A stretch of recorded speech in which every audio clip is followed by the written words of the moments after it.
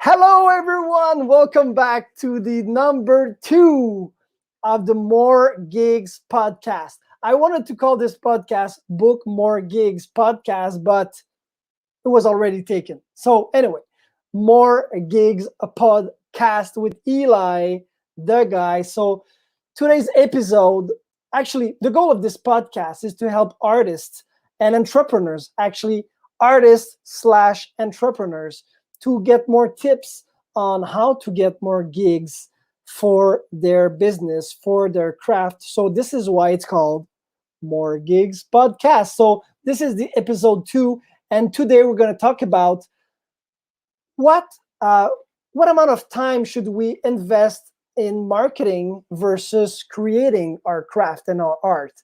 This is something that is not really easy to decide or to understand. So we're going to talk to you about this today. So let's start.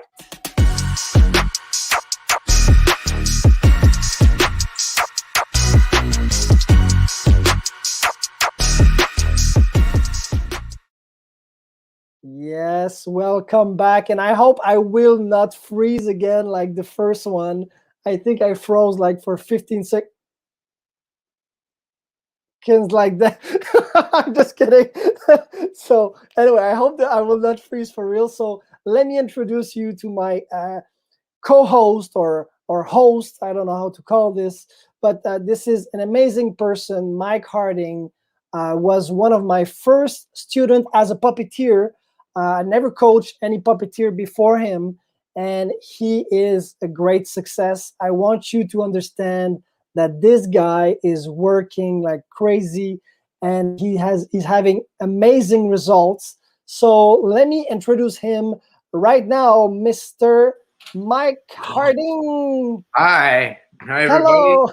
Hey, Eli. It's just me and you, Mike. There's nobody. No, there's one person. There's millions of people. I'm pretending. Oh, There's okay, good. millions. Perfect. I am the host. I think I'm the host. You were Yes. trying to decide if I'm the co-host. Okay, good. I think I'm the host. I'll be the co-host. Okay, that's fine. Excellent. So I agree. I'll hire you to be the co-host. So who are you, Mike? What do you do? Why? Yeah. Who are you? What do you do? So I'm a puppeteer. I do puppet shows for libraries and daycares and schools and festivals and things like that. So I'm artist and entrepreneur both. So I do it full time, and I've been doing it, for like over 25, almost 25 years, surviving as an artist. And of course, when you're an artist and you want to survive as an artist, you have to be an entrepreneur too. So I like both of those things. So it kind of works for me. Excellent. Well, thanks for introducing yourself to the viewers if they don't know you. So today's subject is, I always forget how much time should you spend on marketing versus creating? So when I talk about marketing, of course, we can include admin, sales, phone calls, social media, printing, advertisement, whatever, versus like the basic thing of your company that is creating because you're an artist. So I wanted to speak about the subject this week because there are so many hours in the week, right? Like we all have the same amount of I think it's 24 hours per day and 7 days per week. So I don't know for you guys, but this is what I have. I don't know for you, Mike. In Ontario, maybe you have more days in a week. Yeah, it's exactly the same. Okay, the same. Perfect. Good. So we're all on the same page for the amount of time we have. So how do we invest time in this, I don't know, maybe 16 hours that we are up during the day? Like we sleep 8 hours and we have 16 hours we can invest in a day. So how do we invest this? Are you the kind of person that sleep during the day and creates at night, or vice versa? So I feel this is a subject, and even like how many hours during the day should you invest on promoting what you do versus creating, let's say, a new show, a new painting? Maybe you're a painter, maybe you're a dancer, a rapper. Yo, yo. So I feel this is a very important subject, and me and Mike wanted to talk a little bit about this. Um, so Mike, like your own experience for time. I don't want to call it time management because it's more time creating. Like, how do we Mhm. create time during the week? So, what's your own experience? Um, let's say during the last year or so, because of COVID, I know you really switched your business more online. Now it's coming back more in person. But let's say since COVID, how did you manage your time between social media, live stream, sales calls, and creating actually your services? Yeah, so this is a good topic because we talk about this a lot, right? In the coaching is like, and especially early on, we talked a lot about how to divide that time up. So, and your advice was like, if you're not booking anything, then you should be spending all your time promoting, right? So, I think the way I think of it now is, so since COVID, that's what I've been doing. I've been almost all promoting. So I would say like 90% of the time I'm promoting and 10% of the time creating or performing, right? And it's changing. So I was just thinking of it today, like when you told me the topic. You told me the topic a few days ago.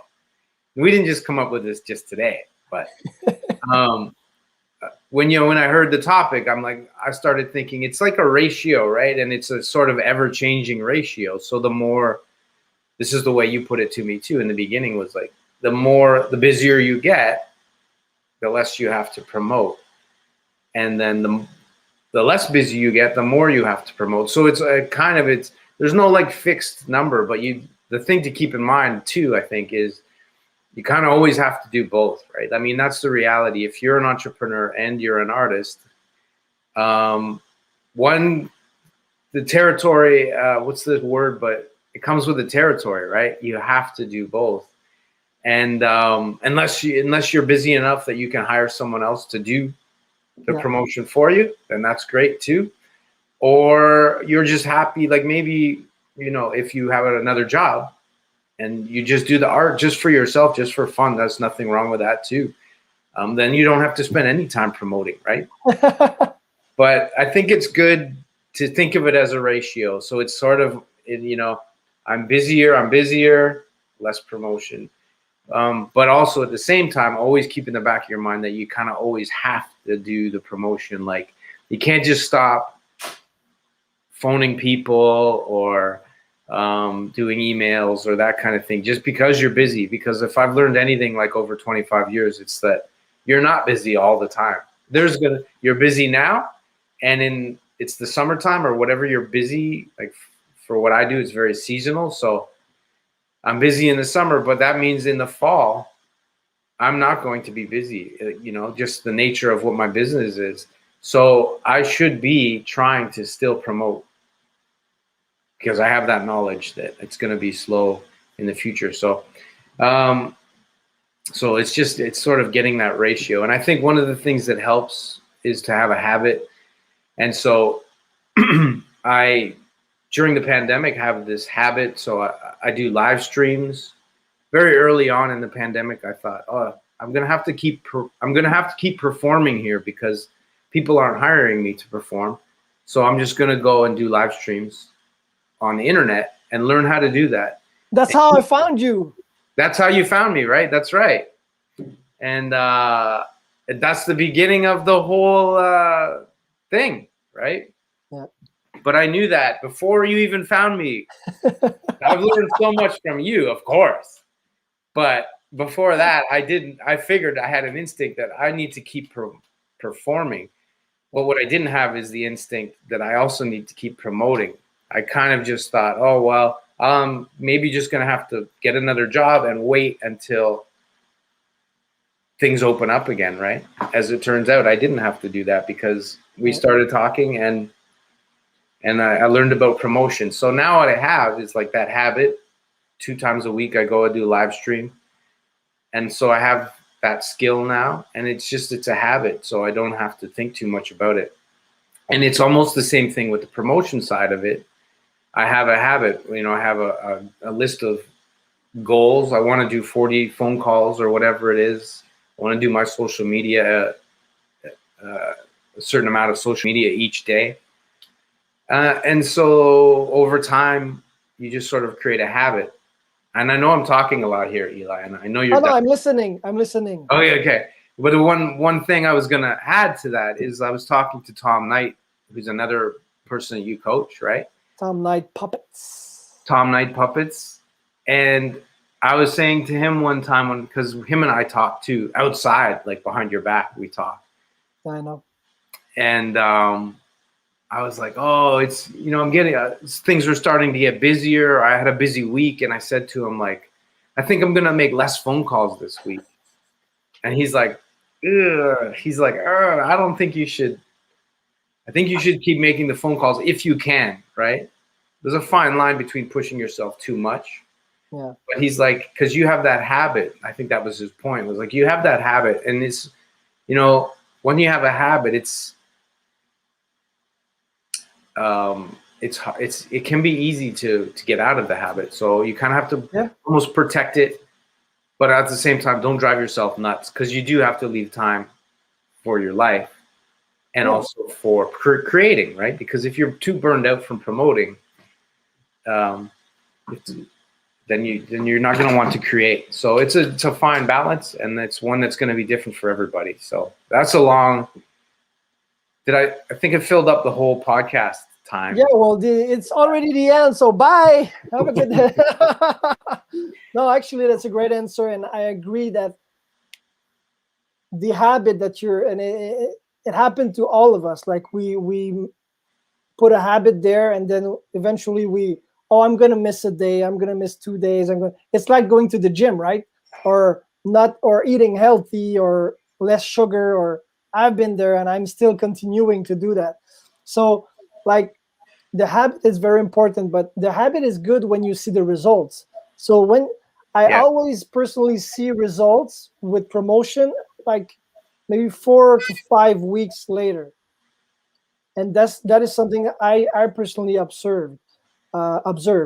And so when you stop, let's say you're really busy, and you stop for 4 weeks promoting, and then you start back again, then you still have 4 to 5 weeks of waiting before it gets rolling again. So this is a great point of at least keeping your habit.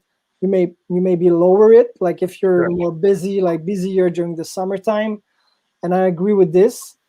And when you come back less busy, then you pump up the promotion amount. So as you say, there's no like specific number of calls or number of emails to send, or posts to make on social media, but you have to feel that you're going to your habit. So I have some tips that I just written there, that I recommend to be able to manage time the best you can.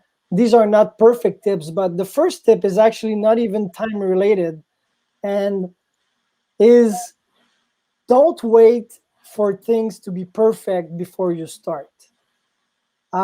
This is one of the worst thing you can do, because I don't believe there's such thing as a perfect thing on this planet, except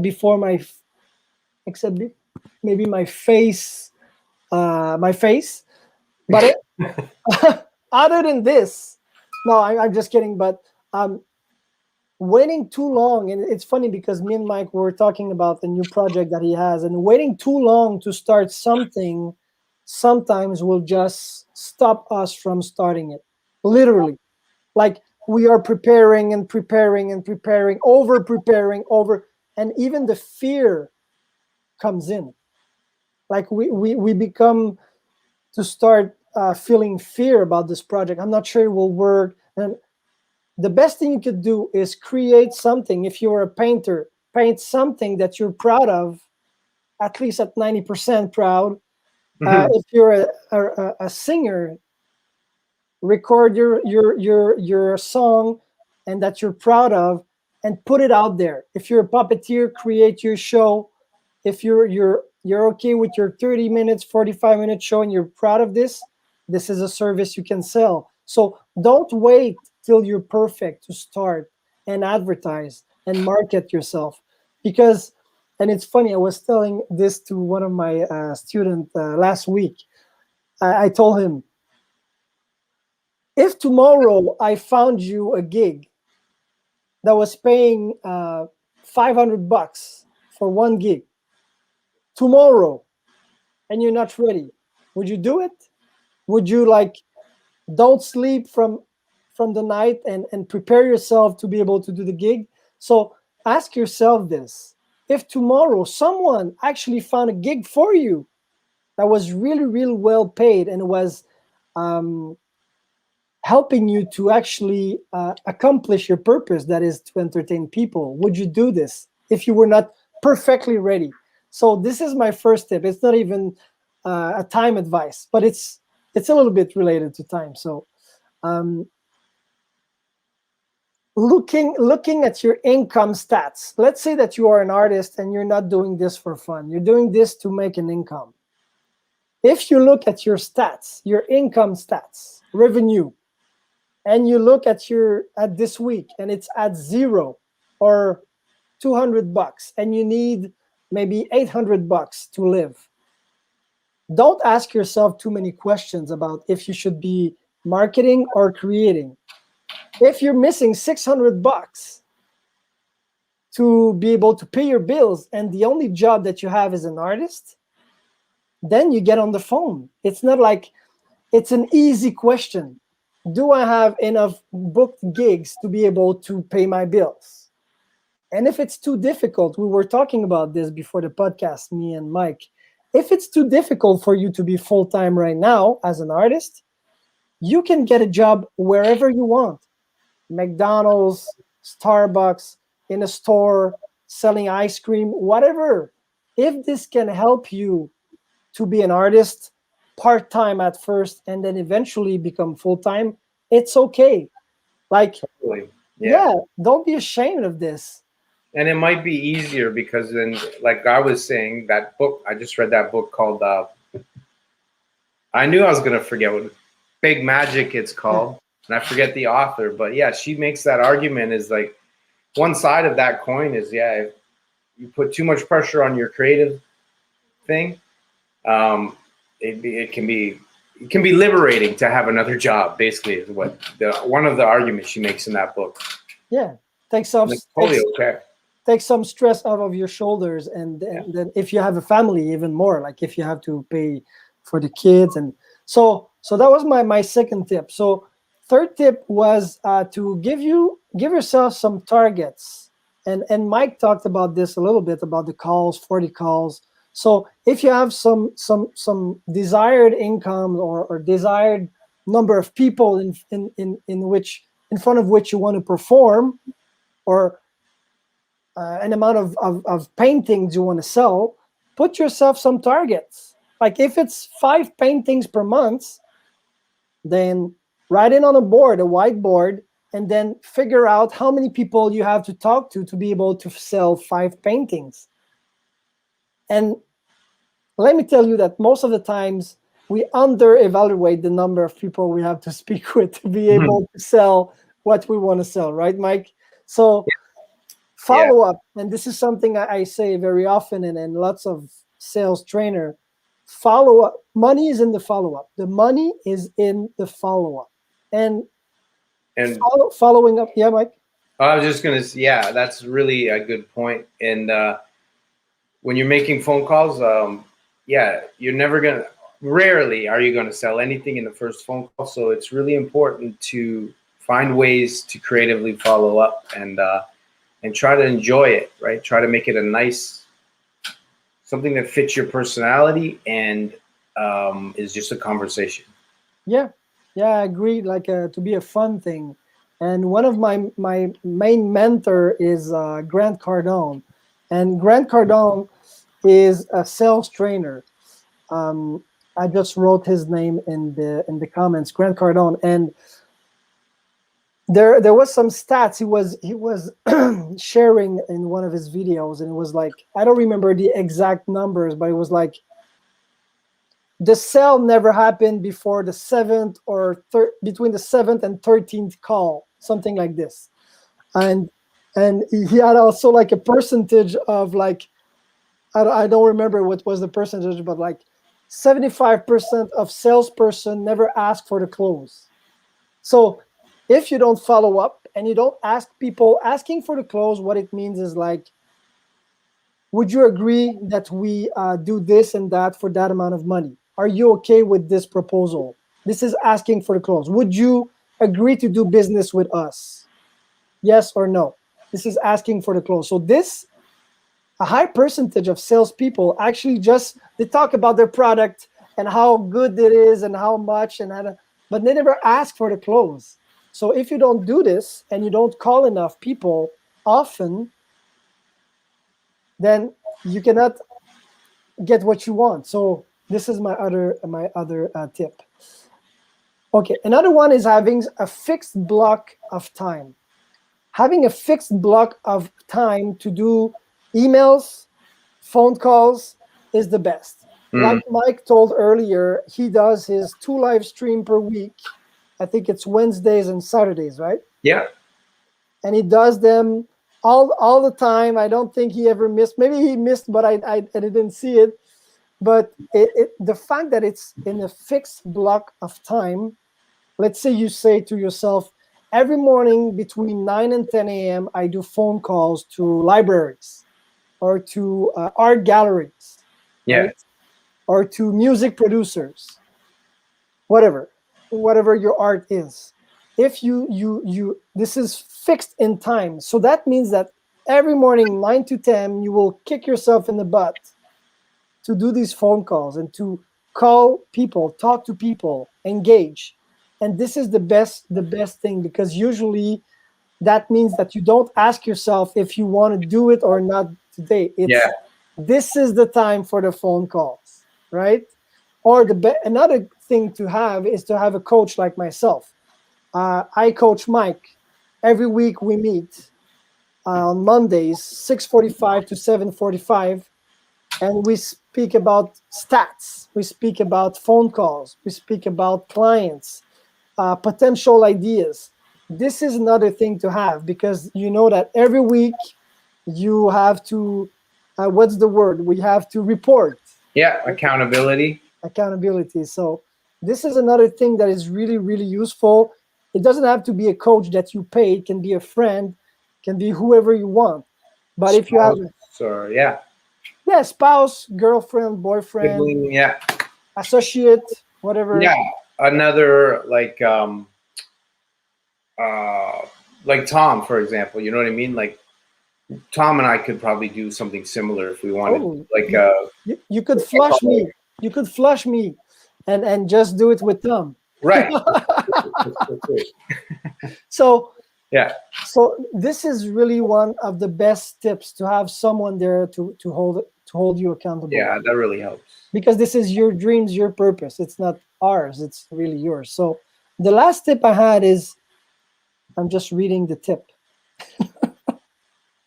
Oh yeah, this is a great tip, and Mike talked about this.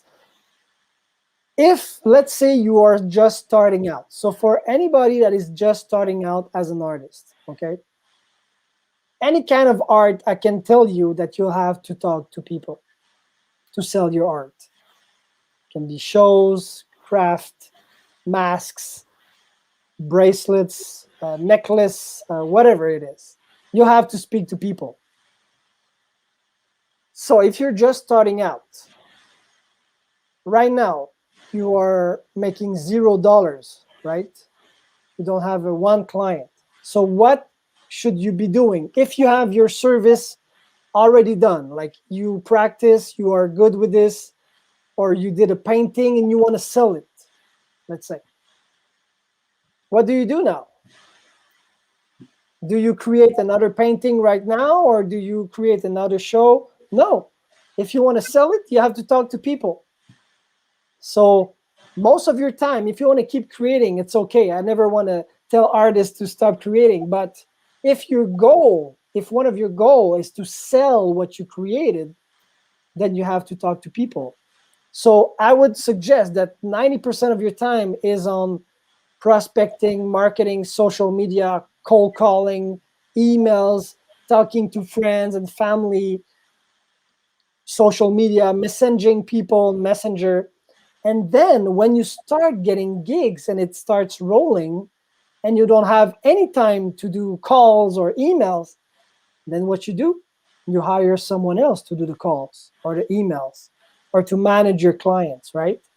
So this is any business goes through these cycles. You are first alone, and then eventually you are overwhelmed with work, and then you have to find people to do some actions that you were doing that you're not able to do anymore. So these were the little tips I wrote for you today. I hope this can be helpful. These are really basic principles, but sometimes when we start a business, we are so overwhelmed by all the new technology of Facebook ads, social media, Instagram influencers, and everything that we think that this is the way to go. But we have to understand the basics of a business. It's creating a product and a service and communicating to the world that it exists in exchange of money. So I don't know if you want to add something, Mike. I just wanted to add a couple things along the lines of what you're just saying there. Yeah, like the best way to communicate. It is a hard world, right? Like you made a good point there, like with social media, all these different avenues that we think we can go down. And in my experience, the best one, and you know it too, is phoning and actually talking to a human being. That's the best one. That's the most effective way is to talk to people and create a relationship with them. That's the most effective, and it's the most rewarding too, I think, because it's like human contact instead of this cold social media. I mean, that's the social media world, as we all know, is like pretty crazy, right? So it's nice to just talk to people. And you can hear them on the phone breathing and like it's and just laughing.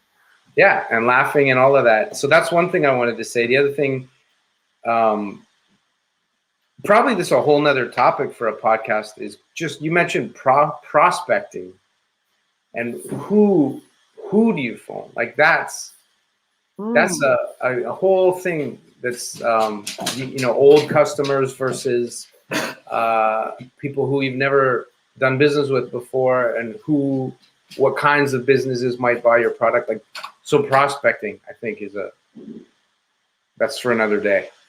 Yeah, finding the right people to call, because if you don't phone the right people, then you can be discouraged.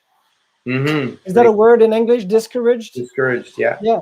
So if you keep calling on the wrong people that are not the right target audience for you, then you can get discouraged very, really fast. So that could be a great topic for the next podcast, actually. Yeah, and like you said, get a list of the prospects. That makes it easier, because if you have to look up each phone number that you're going to phone, it's going to take you like all day, right? So it's good if you can find that list and work from the list. And that goes, the other thing I just wanted to reemphasize that you talked about is the time part of it and setting aside an hour or whatever it is. I don't really do it that way. I set a number, like I have to do 10 calls, however long it takes. But the point is still the same, right? It can feel very daunting if you're going to have to sit there for 4 hours and make phone calls for 4 hours like that. Don't do that, right? Yeah, set aside a period of time or a number of phone calls. And that's liberating in itself, because then you're like, okay, well, after this, I've done it. I can move on. And I think doing them early, like you suggested, is a good idea. I don't really do that either, but there's different times of day when it's better to get people on the phone, right? But also do it whenever. And there's something to be said for doing it first thing, because there's that other book called Eat That Frog. Do you know that book? Yeah, it rings a bell. Yeah, so it's like the point of that book is like whatever the hardest thing is for you to do in the day and is going to stop you and create like a block, do it first. Eat the frog, right? Eat the what's Well, disgusting. I have an example for this, and it's funny because I Yeah. was doing this as a kid, and I'm probably not the only kid that was doing this. Like, I hate vegetables. I hated vegetables when I was a kid. So when my mother was serving me a plate, like let's say there was steak that I like and vegetables that I didn't like, Same. I was starting with the vegetables Get it. to finish with the nice steak, juicy steak. So we did it as kids. So why not do it as adults? Yeah, I like this a real because if it's still there, it's still in your mind for later. But when you said that, I immediately thought, oh, but this sounds like the steak maybe is cold by the time you get through that's the risk. But No, now you it was probably a kind. It was a hot steak. It was a new kind. It oh stays good. hot all the time. Oh good, okay. Yeah. Yeah. So that was it for today. Mike, why are you doing this podcast? Why did you accept my invitation to be the host? Yeah, just to, keep people going, like just so, artists, entrepreneurs, just so that not nobody gives up, but less people give up and just keep going. I know how hard it is and how much of a struggle it can be. And you have days when you feel like you should just go work at the grocery store or whatever. And not that there's anything wrong with that, but give it another day. And things tend to look up. Like just it's hard work, and but it doesn't have to be like miserable work, I guess. Yeah, and artists are very important. They are making the world go round. I feel like without art, we would not be that very happy on this little blue planet without music, without paintings, without movies, without puppeteers. So you're really important people. So that was it for today. So thanks so much for watching. For those who watch this, really cool podcast. So the More Gigs podcast, episode 2. So I put a link in the comments. If ever you want to speak with us about the coaching we offer to help you with your business as an artist entrepreneur, go directly on puppetpodcast.com/call. Eventually, I'll have the moregigspodcast.com. It will be more logical. But for now, you can just go at puppetpodcast.com/call.